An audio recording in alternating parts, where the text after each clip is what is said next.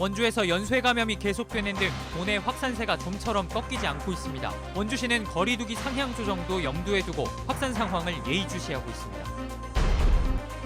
한전이 주민 상생협의체를 만들어 평창 내 변전소 건립 후보지를 확정했습니다. 실상은 후보지를 정해놓고 엉뚱한 주민들에게 찬반을 묻는 교묘함이 숨어있다는 비판입니다. 원주시 시목인 은행나무에서 떨어진 열매로 악취 민원이 끊이지 않고 있습니다. 애물단지가 아닌 가로수로서 제 역할을 위한 대안 마련이 요구됩니다. 알펜시아 매각을 두고 입찰 담합과 특혜 등의 논란이 이어지고 있습니다. 내년 선거를 앞두고 정쟁화 조짐까지 보여 공정위 조사 결과에 관심이 쏠립니다.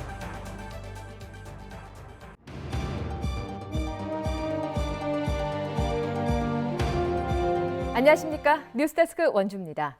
원주 지역의 코로나19 확산세가 두드러진 가운데 오늘은 강원도에서 31명이 확진됐습니다.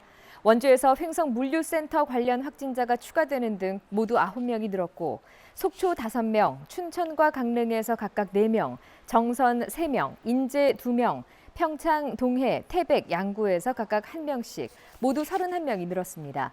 원주에서는 어제 8명이 추가되면서 지난 일주일 사이에 101명의 확진자가 느는 등 확산세가 계속되고 있습니다. 확진자 증가에 따라 원주시는 거리두기 4단계 상향을 놓고 며칠간 추이를 지켜본 뒤에 결정할 방침입니다. 원주의 누적 확진자 수는 1,491명, 강원도의 누적 확진자 수는 6,664명입니다. 평창군 대화면에 LNG 발전소 유치가 무산되자 이번에는 그 자리에 변전소 건립이 추진되고 있습니다. 한전이 주민들이 참여한 상생협의체를 만들어서 최종 후보지를 결정했는데요. 우리 동네로 오는 걸 꺼리는 주민들의 심리를 한전이 교묘하게 이용했다는 비판이 나오고 있습니다. 보도에 조성식 기자입니다. 평창군 대화면 시가지입니다. 변전소 건립을 반대하는 내용의 현수막들이 곳곳에 내걸렸습니다. 한전과 평창군 3개 면지역의 주민들이 참여한 상생발전 협의체가 최근 변전소 건립 후보지로 대화면 대합 8리를 최종 선정했기 때문입니다. 이곳이 바로 변전소 건립이 예정된 부지입니다. 얼마 전까지만 해도 LNG 발전소를 유치하려던 장소와 같은 곳입니다. 주민들의 반대로 발전소 유치가 백지화됐는데 이번에도 주민들은 거센 반발을 예고하고 있습니다. 시골에 살라고 이렇게 경치존대 왔는데 굉장히 황당하죠. 이런 번영회하고 같이 나가든지 또 동네 차원에서 나가든지 해가지고 그런 식으로 대책 뿌리고서 해야 되죠. 상생협의체 결정에 대한 논란도 있습니다. 당초 3개의 후보지가 있었는데 대합할리 한 곳을 콕 집어 찬반 투표를 진행한 겁니다. 자연환경과 안전성 등을 평가해 가장 높은 점수를 받았다는 이유인데 사실상 한전이 멋대로 후보지를 결정한 것과 다름없습니다. 또 내 집안만 아니면 된다는 심리를 이용하면서 목적 달성을 위해 지역 내 갈등을 조장했다는 지적도 나옵니다. 주민 설명회를 충분히 하고 반대측의 의견도 들어야지. 이거는 지금 한전에서 선정한 위원들 아니냐. 그 지역의 후보지의 지역의 주민들이 선정한 위원들이 들어가야지. 그러니까 한전 꼭두가시 한 것뿐이 더 돼요 지금. 한전은 이번 결정에 따라 해당 지역 주민들을 설득해 나간다는 계획입니다. 하지만 상생협의체 뒤에 숨고 변전소와 함께 논의해야 하는 송전탑은 빼놓고 진행하는 등 한전의 추진 방식이 공기업으로서 적절치 않다는 비판의 목소리가 커지고 있습니다. MBC 뉴스 조성식입니다. 가을이면 거리의 은행나무에서 떨어진 열매 때문에 악취 민원이 되풀이되고 있습니다. 올해는 특히 낙과 시기도 빨라졌는데요. 가로수를 해치지 않으면서 악취는 줄일 수 있는 묘수 찾기가 필요해 보입니다. 김진아 기자입니다. 주요 거리마다 빼곡히 들어선 은행나무. 나무 밑에는 떨어진 은행 열매가 나뒹굴고 있습니다. 행인이 밟아 으깨진 열매에선 은행 특유의 고약한 냄새가 코를 찌릅니다. 그치, 은행 떨어져서 일단 냄새 나고요. 또 거리에 떨어지니까 밟아서 지저분해 보이고.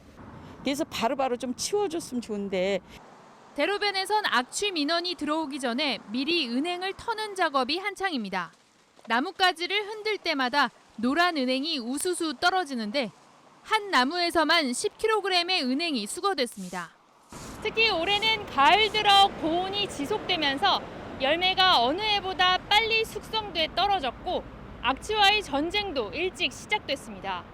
시목이 은행나무인 원주시는 전체 가로수 3만 5천 주 가운데 9,400주, 26%를 은행나무가 차지하고 있어 매년 가지치기를 하거나 인력을 동원해 제거하는 데 역부족입니다.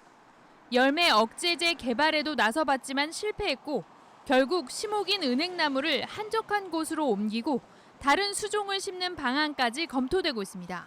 상가 밀집 지역 그런 데는 이제 민원이 많고 이제 그 보행이 너무 불편하니까 거기 있는 은행나무를 저희가 다른 곳에 이식을 하고 다른 수종으로 교체를 하는.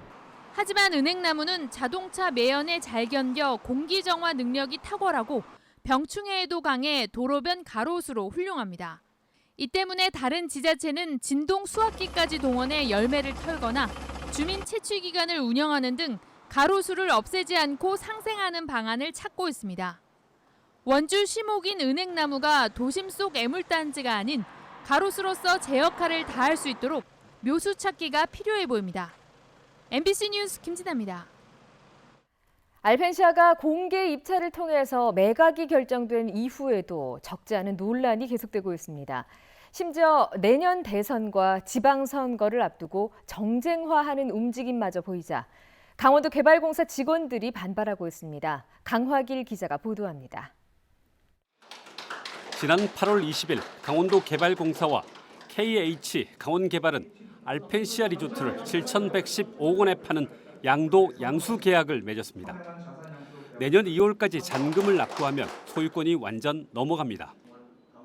하지만 이 과정에서 여러 논란이 불거졌습니다.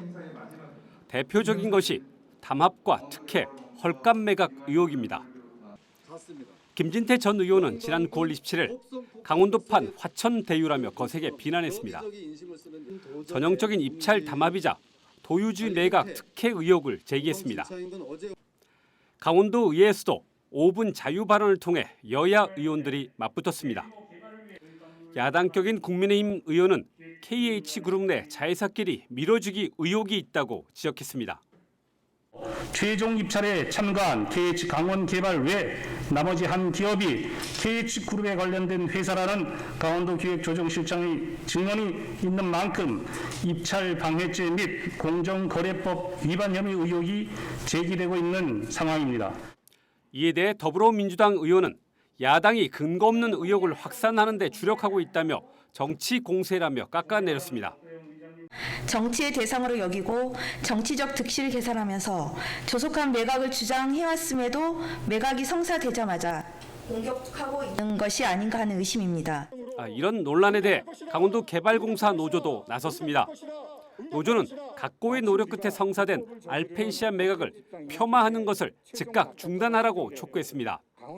알펜시아 낙찰 기업을 근거 없는 의혹과 의심만으로 특정 정당과 일부 단체에서 배척하고 정치적으로만 이용한다면 낙후된 강원도의 발전을 위해 어느 기업이 이 땅에 투자를 할 것인가. 공정거래위원회와 경찰은 지난 9월 초부터 조사에 들어갔습니다. 입찰 과정을 집중적으로 들여다보고 있습니다. 결과적으로 공정위의 조사 결과가 나와야지 알펜시아 매각 논란은 종식될 것으로 보입니다. MBC 뉴스 강화길입니다. 지난해 일본의 크루즈 유람선에서 코로나 집단 감염이 발생하면서 크루즈선 운항은 전면 중단되고 있습니다. 일부 국가에서 국제 크루즈선 운항을 재개하고 있는 가운데 단계적 일상 회복을 준비 중인 국내에서도 승객 입출항을 위한 가이드라인 마련이 필요하다는 주장이 나옵니다. 김형호 기자가 보도합니다. 지난해 2월 일본 요코하마항에 정박한 국제 크루즈 유람선에서 발생한 코로나19 집단 감염 사태. 전체 탑승객의 20%가량인 700여 명이 코로나 확진 판정을 받으면서 전 세계 국제 크루즈선도 멈췄습니다. 지난해 말부터 목적지 없는 크루즈 상품이 출시되고 일본에서는 올해 4월 국제 크루즈 유람선이 운항을 재개했습니다. 코로나19 사전 검사를 거치거나 백신 접종을 해야 크루즈선에 탑승할 수 있습니다. 일본과 미국에서는 국제 크루즈선에서 확진자가 발생하고 있지만 운항을 이어가고 있습니다. 우리나라에서는 크루즈선 모객은 물론이고 기항마저 불가능해 올해 속초항에 들어온 18항차의 기항 신청이 모두 취소됐습니다. 방역에 대한 어떤 매뉴얼들이 구체화되지 못했다는 것은 선사 쪽에 좀 불리한 환경을 작용하고 있는 것은 맞는 사실이고요. 항공 같은 경우는 뭐 여객이 타지 않습니까? 해운은 지금 물류밖에 안 되는 그런 상황이 되다 보니까 올해 3월부터 동해항에서 운항을 재개한 한러일 국제 여객선도 승객 없이 화물만 수송하고 있습니다. 크루즈 업계나 국제 여객 항로 운영사들은 공항에 준하는 정부의 방역 지침이 갖춰져 여객 수송이 재개되기를 희망하고 있습니다. 정해야 되는 부분이 많아서 저희 지금 내부적으로 검토를 하고 있는 중이거든요. 이게 언제 완료될지 시기에 대해서는 정확히 말씀드리기 좀 힘들 것 같아요. 사회 전반적으로 단계적인 일상 회복이 추진되는 가운데 국제 여객선의 승객 탑승이 언제 어떤 방법으로 이루어질지 관심이 집중되고 있습니다. MBC 뉴스 김영호입니다. 대환 대출을 해주겠다며 피해자의 집 앞까지 찾아와서 돈을 받아가는 보이스피싱 사건이 발생해 경찰이 수사에 나섰습니다. 이들 일당은 평창에 사는 50대 피해자 A씨에게 기존 대출금 3천만 원의 대환 대출을 해주겠다고 연락한 뒤 지난달 30일 집 앞에 찾아와 A씨로부터 직접 현금 3천만 원을 받아 가로챈 혐의를 받고 있습니다. A씨는 사건 직후 일당으로부터 추가로 대출을 권유받고 경찰에 신고한 걸로 알려졌습니다. 원주 기업도시 건설 현장에서 지역 노동자 고용을 촉구하는 고공농성이 23일째 이어지고 있습니다. 민주노총 강원건설지부 노동자 한 명은 지난 9월 13일부터 50m 높이 타워 크레인에 올라 발주처와 시공사를 상대로 공정한 일감 분배를 촉구하고 있습니다. 이 과정에서 공사를 강행하려는 시공사 측과 이를 막으려는 노조가 물리적 충돌을 빚기도 했습니다. 강원도의 신규 아파트의 인기가 계속되면서 미분양 아파트가 사상 최저 수준으로 줄어들고 있습니다. 국토교통부가 지난 9월 30일에 발표한 올해 8월 기준 강원도 미분양 아파트는 1,296세대입니다. 이는 관련 통계 작성이 시작된 2000년 12월 이래 월별 미분양 물량 가운데 가장 적은 수입니다. 10월에 개최 예정이었던 2021년 원주 국제 걷기 축제와 산속길 걷기가 다음 달로 연기됐습니다. 원주시는 지난 추석 연휴를 기점으로 확진자가 급증하고 있고 이어지는 두 차례 연휴에 행락객 증가로 방역 상황이 악화될 우려가 크다는 판단에 따라 두 행사를 모두 연기하기로 했다고 밝혔습니다. 국제 걷기 축제는 11월 6일과 7일로 2021 산속길 걷기는 11월 중에 일정을 잡아서 개최할 예정입니다. 원주시가 독감 접종이 집중되는 시기를 맞아 쏠림 현상을 막기 위해 65세 이상 어르신을 대상으로 사전 예약제를 실시합니다.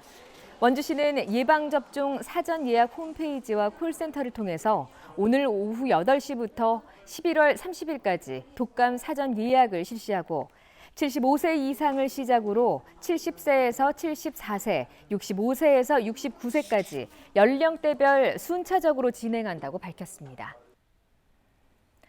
강원도는 2022년도 신재생에너지 융복합 지원 사업에 국비 152억 원을 확보했다며 지방비를 포함해 304억 원을 투자한다고 밝혔습니다. 뉴스데스크 원주를 마칩니다. 시청해 주신 여러분 고맙습니다.